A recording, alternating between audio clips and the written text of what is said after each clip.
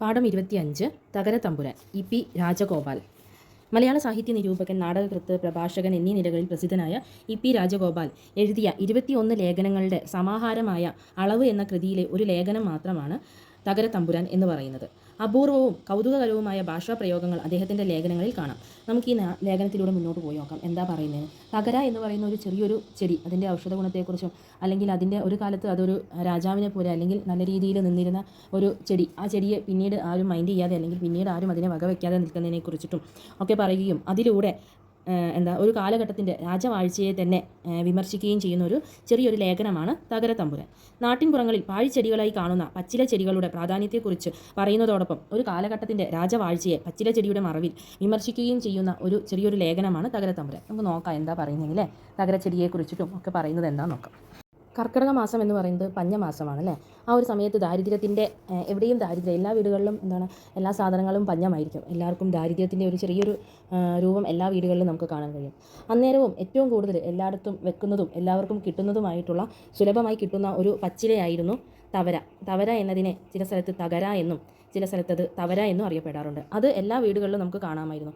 അതിനെ ഒരു മരുന്നായിട്ട് കണക്കാക്കുന്നതും മരുന്നിൻ്റെ ഗുണങ്ങൾ അറിയാതെ അത് ഉപയോഗിക്കുന്നവരും ഏറെയായിരുന്നു. അങ്ങനെയുള്ള ആ കർക്കിടകത്തിലെ ഏറ്റവും കൂടുതൽ അനുഗ്രഹമായി നിൽക്കുന്നത് അല്ലെങ്കിൽ ഏറ്റവും കൂടുതൽ ഒന്നാം സ്ഥാനത്ത് നിൽക്കുന്ന ഒരു പച്ചില തന്നെയായിരുന്നു തകര. അങ്ങനെ തകരയെ രാജാവായി കണ്ട് നമസ്കരിച്ച ഒരു നാടൻ നിഷേധിയുടെ കീഴാള കരുത്തിനെ പറ്റിയാണ് ഇവിടെ ഈ ഒരു കുറിപ്പിൽ പറയുന്നത്. ഇ.പി. രാജഗോപാൽ സാറ് പറയുന്നത് നോക്കാം നമുക്ക് എന്തൊക്കെയാണ് പറയുന്നത്. വടക്കൻ കേരളത്തിലെ ഒരു തമ്പുരാന് പ്രത്യേകിച്ച് ഇഷ്ടം തോന്നിയ തെയ്യക്കാരനായിരുന്നു കോതോർമൻ. ഗോദവർമ്മൻ കീഴാളുടെ കോതവർമ്മനാവും. കോതവർമ്മൻ നല്ല കലയുള്ളയാൾ, അതുകൊണ്ട് തന്നെ താൻ മോശക്കാരനല്ല എന്ന തോന്നലുള്ളയാളും. രാജാവിനെ മാനിക്കും, എന്നാൽ അടിമയുടെ ഭാവത്തോടെയൊന്നും പെരുമാറുകയില്ല.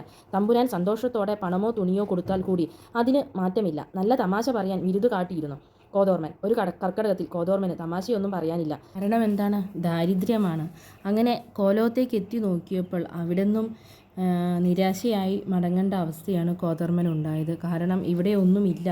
കോതർമ്മ, ഇപ്പോൾ പോ എന്ന ഒരു വാക്ക് മാത്രമാണ് അവിടുന്ന് കേൾക്കാനിടയായത്. അങ്ങനെ കുറച്ച് ദിവസങ്ങൾ കഴിഞ്ഞപ്പോൾ ഒരു ദിവസം തമ്പുരാനും സേവകനും കൂടി നടന്നു വരുന്നത് കണ്ട കോതർമ്മൻ അവരെ കണ്ടതായി നടിക്കാതെ വഴിയോരത്തുണ്ടായിരുന്ന അല്ലെങ്കിൽ മുളച്ചു പൊങ്ങിയിരിക്കുന്ന തകരയുടെ മുന്നിൽ വീണ് സാഷ്ടാംഗം പ്രണമിക്കുന്നത് കണ്ടു. ഇത് കണ്ട തമ്പുരാൻ ചോദിച്ചു, നീ എന്താണ് എന്നെ കാണുന്നില്ലേ? ഇതെന്ത് കിടത്തമാണ്? ഇതെന്താ ഇങ്ങനെ കിടക്കണത്? ഒരു മിണ്ടാട്ടവുമില്ലാതെ എന്ന് കോതർമ്മനോട് തമ്പുരാൻ ചോദിച്ചു. ഇത് കേട്ട കോതർമ്മൻ മറുപടി പറഞ്ഞു, നമ്മളെ രക്ഷിക്കുന്നവരെ നമസ്കരിക്കുന്നതാണേ അടിയൻ്റെ ശീലം. എന്നെ പട്ടിണിക്കിടാതെ എന്നെ രക്ഷിച്ചത്, എനിക്ക് പട്ടിണിയായിരുന്ന സമയത്ത് എന്നെ പട്ടിണിക്കിടാതെ എന്നെ രക്ഷിച്ചത് ഈ തകരയാണ്. അതുകൊണ്ട് ഈ തകര തമ്പുരാനെ ഞാനിപ്പോൾ നമസ്കരിക്കുകയാണ് എന്നും പറഞ്ഞ് അതിലൊരു ആത്മനിർവൃതിയും കണ്ട് മുന്നോട്ട് നീങ്ങുകയാണ് കോതവർമ്മൻ. ഇത് കേട്ട് പകച്ചു നിന്നുപോയി ഒന്നും മിണ്ടാതെ മുന്നോട്ട് പോവുകയാണ് തമ്പുരാനും സേവകനും. അങ്ങനെ തൻ്റെ ദാരിദ്ര്യമായിട്ടുള്ള അല്ലെങ്കിൽ കഷ്ടപ്പാടിൻ്റെ സമയത്ത് തന്നെ രക്ഷിച്ച തകരയെ ബഹുമാനിക്കുന്ന കോതർമ്മനെയാണ് കാണുന്നത് നമ്മൾ. തകര തമ്പുരാൻ എന്ന പ്രയോഗത്തിൻ്റെ വ്യാപ്തിയും അതിൽ തന്നെ ഉണ്ട്. കർക്കിടകത്തിലെ ഭക്ഷണദാതാവാണ് തകര. രാജാവിൻ്റെ പ്രാധാന്യം തന്നെ തകരച്ചെടിക്ക് കൊടുത്തിട്ടുണ്ട്. അതിനാൽ തന്നെ നമ്മൾ പട്ടിണി അല്ലെങ്കിൽ ദാരിദ്ര്യമുള്ള സമയത്ത് രാജാവും ആയിട്ടും നമ്മുടെ തകരയും മറ്റ് ചെടികളെയും കാണുന്ന ഒരു കൂട്ടൽ അല്ലെങ്കിൽ കീഴാൽ വർഗ്ഗക്കാർ നമ്മുടെ ജീവിതത്തിൽ നമ്മുടെ സമൂഹത്തിലുണ്ടെന്ന് കാണിച്ചു തരികയാണ് ഈ ഒരു കഥയിലൂടെ ഇ.പി. രാജഗോപാൽ. തെയ്യക്കാരനാണ് കോതർമ്മൻ. പാരമ്പര്യമായി കൈവന്നത് ആടുന്നയാളാണ്, ചിട്ടകളുടെ നർത്തകൻ. എന്നാൽ അടുത്തറിയുമ്പോൾ അനുഷ്ഠാനമായ തെയ്യത്തിലും നർത്തകൻ്റെ വ്യക്തിഗതമായ കഴിവിൻ്റെ അംശം കൂടിയുണ്ട്. ഒരേ തെയ്യം തന്നെ വ്യത്യസ്ത നർത്തകർ കെട്ടിയാടിയാൽ ഒരേ ഭംഗിയല്ല ഉണ്ടാവുക. സമൂഹം പൊതുവെ ഇത് തിരിച്ചറിയാത്ത കാലമായിരുന്നു കോതോർമ്മൻ്റെ കാലം. ആ സർഗബലം വ്യത്യസ്തമായി ലോകത്തെയും ഭാഷയെയും കാണാനുള്ള വൈഭവം കൃത്യസമയത്തും ശരിയായ സ്ഥലത്തും ആവിഷ്കാരമായതിൻ്റെ ആഖ്യാനമാണ് തകര തമ്പുരാൻ എന്ന ഈ ഒരു പുരാവൃത്തം പറയുന്നത്. പാരമ്പര്യാധിഷ്ഠിതമായ പ്രകടനമല്ല ഇതിലുള്ളത്. ഇപ്പോൾ തന്നെ പാരമ്പര്യത്തിലുള്ളതിലും ഏതെങ്കിലും സമാനമായി അവ്യക്തമായ പ്രതിഷേധ ലാവണ്യത്തിൻ്റെ ആട്ടം കൂടിയാണിത്. മുൻകൂട്ടി ആസൂത്രണം ചെയ്യാതെ ഒരു സാഹചര്യത്തെ മുൻനിർത്തി നടത്തുന്ന കലാപ്രകടനത്തിനാണ് നാടകചിന്തയിൽ ഹാപ്പനിങ് എന്ന് പറയുന്നത്. കോതർമ്മൻ്റേത് ഹാപ്പനിങ് ആണ്. ഇങ്ങനെയൊരു പ്രകടനം നടത്താനുള്ള ബുദ്ധിപരവും ശാരീരികവുമായ വഴക്കം സ്വന്തം കലാബോധങ്ങളിൽ നിന്ന് കോതർമ്മൻ നേടിയിരുന്നു. പാരിസ്ഥിതിക ഭാവനയെ മുൻനിർത്തി നടക്കുന്ന കലാവിമർശനങ്ങളിലും സാഹിത്യാലോചനകളിലും ഇടം കിട്ടേണ്ട ഒന്നാണ് തകര തമ്പുരാൻ എന്ന് പറയുന്ന ഈ ഒരു കഥയാട്ടം.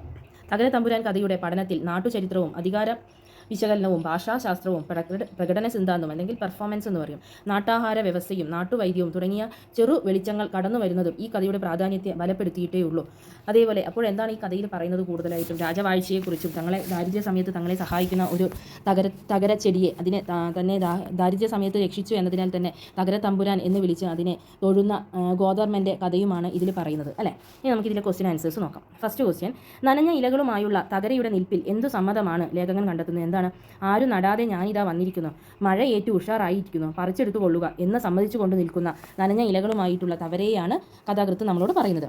രണ്ടാമത്തെ ക്വസ്റ്റ്യൻ, തകരയ്ക്ക് ആയുർവേദത്തിലുള്ള സ്ഥാനം എന്താണ്? വാദത്തിനും കഫത്തിനും ചൊറിക്കും ശ്വാസം മുട്ടലിനും കൈകൊണ്ട മരുന്നാണ് തകര എന്നത് ആയുർവേദത്തിൽ പറയുന്നത്. പക്ഷേ ദാരിദ്ര്യ വീടുകളിലാണെങ്കിൽ തകര അറിഞ്ഞ ഒരു ഭക്ഷണവും അറിയാത്ത ഒരു മരുന്നുമായിട്ട് മാറുന്നുണ്ട്. തേർഡ് ക്വസ്റ്റ്യൻ, കർക്കിടകത്തിൽ അനുഗ്രഹമാകാറുള്ളത് മറ്റ് ഇലകൾ ഏതെല്ലാമാണ്? താള്, കൊടിത്തൂവ, കുപ്പച്ചീര, കുന്നുമ്മ നാട്ടി തുടങ്ങിയ ഇലകളും ദാരിദ്ര്യത്തിൻ്റെ അനുഗ്രഹങ്ങളാവാറുണ്ടെന്നാണ് ലേഖകൻ പറയുന്നത്. പക്ഷേ ഇതിലെല്ലാം ഒന്നാം സ്ഥാനത്ത് നിൽക്കുന്നത് ആരാണ്? തകരയാണ്. അടുത്ത ക്വസ്റ്റ്യൻ, കോതർമൻ കോലത്തു നിന്ന് നിരാശനായി മടങ്ങാൻ കാരണം എന്താണ്? ദാരിദ്ര്യം. അതായത് കർക്കിടകത്തിൻ്റെ ദാരിദ്ര്യത്തിൽപ്പെട്ട് തമ്പുരാനും കോതർമനോട് എന്താ പറഞ്ഞത്? ഇവിടെ ഒന്നുമില്ല, ഇപ്പോൾ കോതർമൻ പോ എന്ന വാക്ക്. ഇത് കേട്ടിട്ടാണ് കോതർമന് നിരാശയായത്. അഞ്ചാമത്തെ ക്വസ്റ്റ്യൻ, നാടക ചിന്തയിലെ ഹാപ്പനിങ് എന്താണ്? മുൻകൂട്ടി തയ്യാറെടുക്കാതെ പ്രത്യേക സാഹചര്യത്തിൽ നടത്തുന്ന കലാപ്രകടനത്തിന് നാടക ചിന്തയിൽ പറയുന്ന പേരാണ് ഹാപ്പനിങ് എന്ന്. തൻ്റെ സാമൂഹ്യ സാഹചര്യങ്ങളും കലാപ്രതിഭയും ചേർന്ന് അത്തരമൊരു പ്രകടനത്തിന് കോതർമനെ പ്രാപ്തനാക്കി എന്ന് പറയാം. അടുത്ത ക്വസ്റ്റ്യൻ, തകര അറിഞ്ഞ ഭക്ഷണവും അറിയാത്ത മരുന്നുമായി മാറുന്നത് എങ്ങനെ? അതിന് നമ്മൾ പറഞ്ഞു കർക്കിടകത്തിൽ അത് അറിയാത്ത ഒരു ഭക്ഷണവുമാണ്, കൂടാതെ പാവപ്പെട്ടവരുടെ ദാരിദ്ര്യം മാറ്റുന്ന ഒരു ഭക്ഷണമാണ്, കൂടാതെ എന്താണ് അറിയാത്ത ഒരു മരുന്നുമായിട്ട് പ്രവർത്തിക്കുന്നുണ്ടെന്ന്. നെക്സ്റ്റ് ക്വസ്റ്റ്യൻ, തകര തമ്പുരാൻ എന്ന പദപ്രയോഗത്തിൻ്റെ വ്യാപ്തി പരിശോധിക്കുക. എന്താണ്?